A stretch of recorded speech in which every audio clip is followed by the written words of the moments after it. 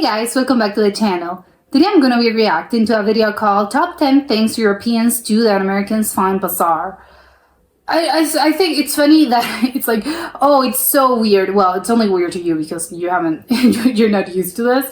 But I don't really know, like, is it having to do with like food or maybe like cultural things? I don't know. I think there's many like things that I can think of like Europeans do that are kind of like maybe a little weird. But I don't know, like maybe it's more like air conditioning. Well, air conditioning is a little weird. I understand the logic behind it all. Like they don't have air conditioning because it is very, like, it's expensive. that's what I think. But I don't know, I'm excited. So let's check it out and comment, like, and subscribe. But you know what the funniest thing about Europe is? What?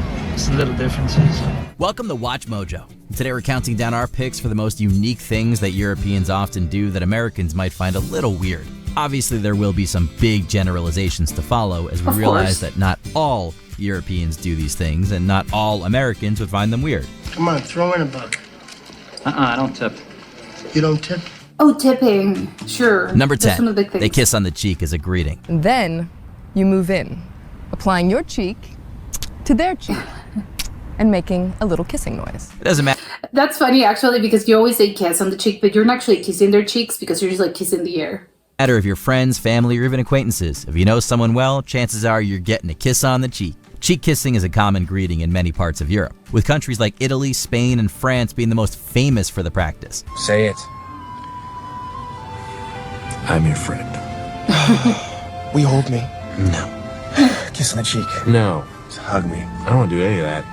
2 kisses is the norm, typically 1 on each cheek, but 3 or even 4 kisses is not unheard of. It's meant as a sign of warmth and familiarity, but it might be What do you mean 4? Is it like 1, 2, 3, 4? Like 2 kisses on each cheek? That's a little excessive. misconstrued as weird in America, where hugs and handshakes are far more common greetings. Cheek Yeah. kissing is seen, but it's often reserved for romantic or familiar relationships, and is not typically used as an everyday greeting. My name is Mike. I'm going to be your driving instructor. Welcome to our country, okay? I mean, okay, like in this situation, like you wouldn't greet like your driver license like guy, the one that like your teacher. You're not gonna like go for both cheeks, right? Or in Europe, that's the case. No, you definitely go for both cheeks. That to me is weird. Okay, good. Well, I'm not used to that, but that's fine. Number 9, they get really close to each other. Where is it? Where's what?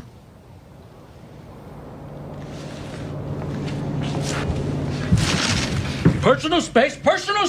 Another reason that kissing is reserved for very intimate couples is that Americans are huge on personal space. Many Americans value their space bubbles, typically a couple of feet or more. Meanwhile, many Southern and Eastern European cultures are known as contact cultures, and, well, they love their contact. Physical touch is often employed not just in greeting but in general conversation, and they tend to stand much closer while speaking, which could come across as uncomfortable to many Americans. Oh, you must be Kramer. I've heard about you. Well, okay, this is excessive, but I think it depends as well. You know, like if he's a friend, well, sure, but I don't know, like strangers. That to me, I think it is weird. Hey, you must be Aaron. I've heard about you. And public spaces are often packed, with like, people where you're standing here. exceptionally close to each other in places like restaurants and subway lines. Europeans will easily, albeit unintentionally, burst your space bubble. Yeah, I don't like that. Don't touch! Number 8, they sit and drink very small coffees. Well, because okay, hold on, this is not that weird. If it's an espresso, you wouldn't expect to drink like 8 ounces of espresso. That's too much. American coffee culture typically emphasizes 2 things, speed and volume. That means you walk into a Starbucks, Yes, because it's not actual coffee. It's more milk and sugar and syrup and other weird things instead of actual coffee. quickly order your coffee, and get a gigantic cup that can power 5 Olympic weightlifters. This isn't really a thing in Europe. Excuse me, I happened to be passing, and I thought you might like some coffee. Oh, that's very nice of you, thank you. For one thing, getting coffee to go isn't nearly as prevalent, with the traditional mindset being to sit and enjoy your drink, and walking around with a coffee can be seen as touristy. Furthermore, okay, yeah, I agree. I think Europeans see that it's the opposite. Like they find it weird that you would just like go and have your coffee to go. So, you know, I understand that part, but the small part, it's like there's a reason for this. the portions would be regarded as comically small for Americans. Espresso is the Because it's norm so- in many European it's countries, coffee. and general coffees are much smaller than the mega cups you often see in America. So if you need your 20-ounce latte, you're gonna have a hard time. Excuse me, miss. There seems to be a mistake. I believe I ordered the large cappuccino. Hello! Look at the size of this thing. Number 7, they have long and late meals. They can take us at 5:15. What are we, 80? Or 10:45? What are we, 20? For many Americans, sitting Yes, it depends on your lifestyle, age, and etc. But mostly lifestyle, how late you're having dinner. It depends. It depends on a lot of things. and having a meal seems more like an inconvenience than anything. Casual restaurant visits last maybe an hour or two. How is getting a meal an inconvenience? Like if you're going out for dinner with friends, family, or by your own, like it's enjoyment. It's not like ugh, gotta go to dinner now. Like no one's forcing you. And nightly family dinners can be over in 10 minutes. This would be seen as baffling in many parts of Southern and Western Europe, where Hold on, please let me know like what restaurant you're going that is only taking you 10 minutes to like be there, eat, and get out of there, because I don't think there's even a place in the United States that does this. So I think it's very, very, very exaggerated. Like 10 minutes, come on. eating meals is a prolonged and heavily social exercise. Late dinners are the norm, often not even starting until 8, 9, or even 10 p.m. And man, are they long. 10 minutes, I agree. 10 minutes. An hour, like, it starts at 10. So, you know, it starts at 10, where you're, like, you're going to get out of there for, like, 12, maybe. That seems a little, like, especially if you're working, like, the next day. Like, well, but it also depends, because if you don't have to work that early and the next day, so maybe it's just, like, normal, I think. With meals consisting of multiple courses and often stretching over some 3 or 4 hours. Even everyday family meals can stretch 4 well over hours. an hour. And Sunday dinners are often enormous family events. When they say night out, they mean night out. So, Ma, I wouldn't know, like, what is lasting 4 hours. Like, a dinner that's lasting 4 hours, just like normally. What are you guys doing? you gonna come to the big game? Game? What game? Miss Meadows' soccer team is going to the sectionals. Nobody tells me anything. Did everybody hear me just tell my mother about the game? Number 6, they don't tip. Hey, we just want our money's worth. I'll bring them faster than you can eat them, but I want a 20% tip. 20? Oh. I thought 10 was the norm. Yeah. 15 is standard. 20 is classy. 20 it is. Why are we still talking? I want some ribs. The concept of tip I think this is funny, yes. I think the norm, like, it's at least 10. Like, if you're just normal with the service, like, it's fine, it's 10%. 15 would be generous. 20% would be like, wow, you're incredibly generous today. tipping has been firmly ingrained in the American psyche. Your Yeah. waiters, your bartenders, your pizza Your tip- delivery person. Even, like, if you're going to, like, the hairdresser, you have to tip. Or, like, the person that does your nails, the people that does your hair, like, your esthetician, your masseuse, like, you have to tip everyone, basically. Everybody Even, like, Uber drivers, you, like, actually, you can tip them as well. gets tipped, and often quite handsomely. Some of this is legitimate kindness, but some of it is also the cultural expectation of tipping itself. That is, if you don't tip, you'll be poorly regarded. Just ask They're gonna look at you. Yeah, they're gonna look at you like you're so stingy. Like, I think it depends. Like, maybe you're not that happy with the service, so understandably so. Like, if you got a bad service, but I think it's funny that it's like it's not like it's expected. Like, people, like, you need to do it. You don't want to do it, well, but you have to. Mr. Pink. Let me just get this straight. You don't have a tip, huh? I don't tip because society says I have to. All right, I mean, I'll tip if somebody really deserves a tip. If they really put forth the effort, I'll give them something extra. But I mean, this tipping automatically, it's for the birds. Tipping is just not the They're same gonna in look at you Europe. weird. Waiters are paid livable wages, the service charge is often included in the bill, and tips are certainly Correct. not expected. And even if someone is feeling friendly and does include a tip, it's often quite modest, typically just an easy rounding up of the bill. Certainly none of this 20% stuff. Excuse me, It would- gentlemen. yeah. Was there a problem with the service? What are you talking about? You left me $16, sir. Perhaps you miscounted. Number 5, they pay to use public restrooms. Yeah, this is what I agree. Gary? What? I know this isn't the best time, but when you get a chance to pull over, I gotta pee. You're crazy? I'm not pulling over now. But I gotta go. What am I supposed to do? One of the biggest culture I think that's a huge, like, cultural shock if you're not used to this, and if it's the first time you're encountering this, it can be a little shocking. Like, if you know, you know, but it's a weird thing, I think. clashes that Americans find in Europe is having to pay to use the public restrooms. Many public areas in Europe, including train stations, shopping malls, and airports, do have public restrooms, but they require a small fee to enter. The price sometimes even reaching €1. Hey, buddy, can my kid use the bathroom for I was about to say, I think €1 is the norm, right? a minute? Customers only. Oh, yeah, he's just a kid. Come on, we'll be in and out of here. It's not my problem. It's not your problem. Coins are the most common form of payment, but cards are becoming increasingly common in more modern facilities. Sometimes you even have to pay to use a restaurant's washroom, but then you'll receive a voucher that goes towards a purchase, like €0.50 off a coffee or whatever. This is mostly done to deter vagrancy, and it helps cover basic maintenance and cleaning costs. Frankly, this is not a conversation I ever thought I would have in my professional career. But it's been brought to my attention that we have an ongoing situation in the washroom. Someone is not flushing. Once is an accident, maybe even twice, 3 times, that's a pattern. And we're not talking about a number 1. Yes, thank you, Aaron. Number 4, they heavily rely on bikes and public transportation. This is not weird. This is how it should be, but you know, I get it. United States is a different country. I knew you'd make it. Take the bus all the way here? Yeah, it wasn't bad though. The U.S. is built around cars. The country has a very car-centric culture, and with sprawling cities, limited transit options, and sparse bike infrastructure, vehicles are often an absolute must. Contrast this with Europe, which has an extraordinary amount of transit options and is heavily centered around biking. Okay, what time do you want to pick me up? Let's see. That's actually kind of a problem because I ride a bike. Many European cities favor cycling, with dedicated bike lanes, traffic signals, and parking spots everywhere. Biking is a well-integrated part of everyday culture, not just a hobby or a form of exercise. Most places also have a dense and comprehensive network of public transportation, with even small towns being well connected by regional trains and buses. Many Americans would find Europe's lack of cars flabbergasting, maybe even a little freeing. Nah, so has anyone got transport? Yes. Great, where? Oh, no. Well, I passed my test. David, I don't see the point of owning a car in London. Number 3, they take their clothes off. Is it true that French babes don't shave their pits? Some don't. But they got nude beaches. Not in the winter. America's quite conservative and prudish when it comes to nudity.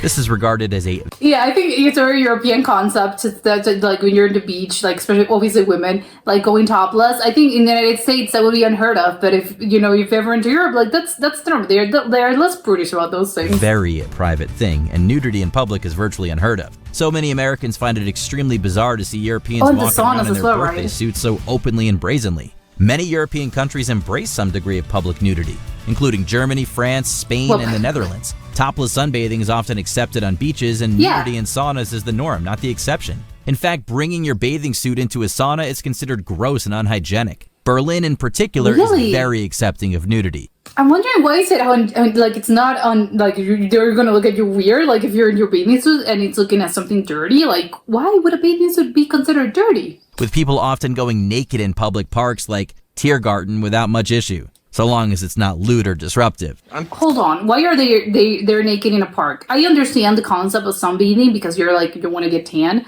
but why in a park? Is it because of tanning as well? Taking a nap. Wake me up when the train gets here. Says here this town has a famous nude beach. All right, look, we can't all just lie around all day. We've got to get out there and experience the culture firsthand. Let's go explore. This is very American. Like, I think, like, it's not sexual. Like, you're not supposed to do this. It's not that you're oogling other people. It's just like people being normal about this. Boring. Number 2, they take weekend trips to other countries. Good. That's not bizarre. Again, it's because Europe can do this. Like, unless you're living, like, I don't know, Seattle, and you're like going to Canada, you can't do this. I'm late, man. Or the other way around. Oh, man. I had a weekend. The problem with America is that it's unimaginably large. Correct. If you drive 6 hours in Texas, you're still in Texas. You're still in Texas. If you drive 6 hours in Europe, you're in an alien land 5 countries over. As such, many Europeans take weekend trips to entirely different countries. Europe is extremely well connected. Budget airlines offer super cheap flights, and train networks are both speedy and easy to navigate. Buongiorno. Buongiorno. Open borders also means no passport checks, making travel both smooth and efficient. A Spaniard might weekend in Rome. A Brit might fly to Berlin for a night or two. A German could hop over to the Austrian Alps for some weekend skiing. This is truly a concept like the American mind cannot comprehend. Completely normal. the adventurous spirit deeply ingrained into European culture. So listen, here's the deal. This is what we should do. You should get off the train with me here in Vienna and come check out the town. What? Come on, it'll be fun. Before we continue, be sure to subscribe to our channel and ring the bell to get notified about our latest videos. You have the option to be notified for occasional videos or all of them. If you're on your phone, make sure you go into your settings and switch on notifications. Number 1. They take huge amounts of time off and basically shut down in August. So if you have any vacation time, It's true, summer vacation. you're taking it now. Do not report for a shift until notified. America is very pro-work, and vacation time is Yes. often regarded as a perk, not a right. There is no Yes. federally mandated vacation time. Companies typically start at just 10 days, and many people don't even use their vacation time out of fear of guilt or pressure. In Europe, Yeah, because you feel like they're gonna look at you like, oh, so you don't want to work? Then they'll fire you. full-time workers get between 4 and 6 weeks of paid vacation, plus another 2 or 3 weeks worth of national holidays. If it please the court, my brother has a multi-region player. I just pray he's not on a state-mandated 5-week vacation. And people are not afraid to use it, often disappearing from work for weeks at a time. This extended time off is heavily seen in countries like France, Italy, and Spain, where industry slows It's a every month. August as workers disappear for the month. It's like a zombie movie over there. Okay, this is obviously grossly like exaggerated, but it is true. Like that's the norm over there, and yes, it's true. Like in the United States, could never.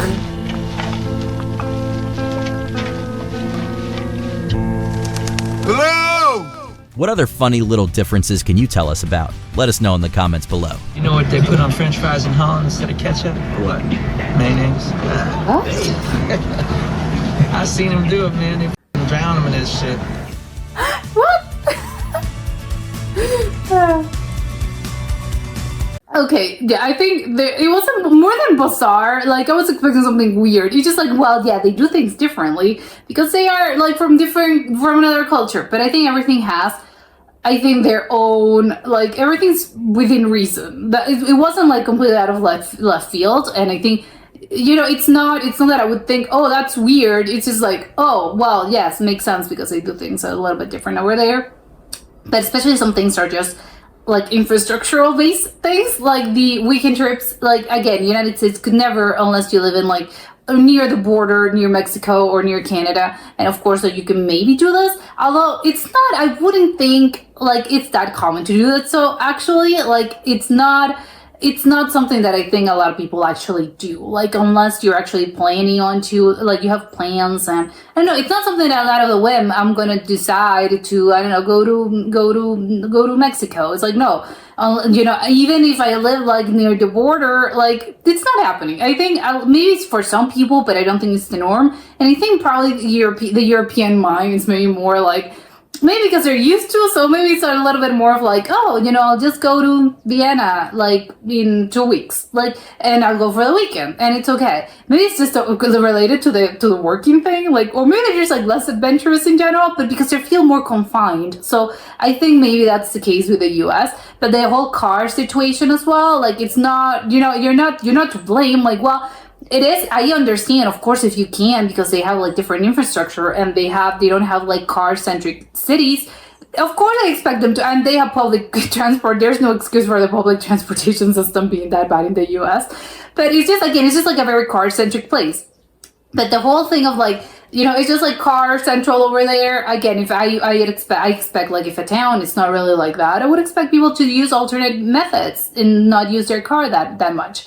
But for the public transport, I'm like, well, yes, they should. Obviously, the U.S. should have better public transportation because it's a huge country and not everyone like would need to use a car.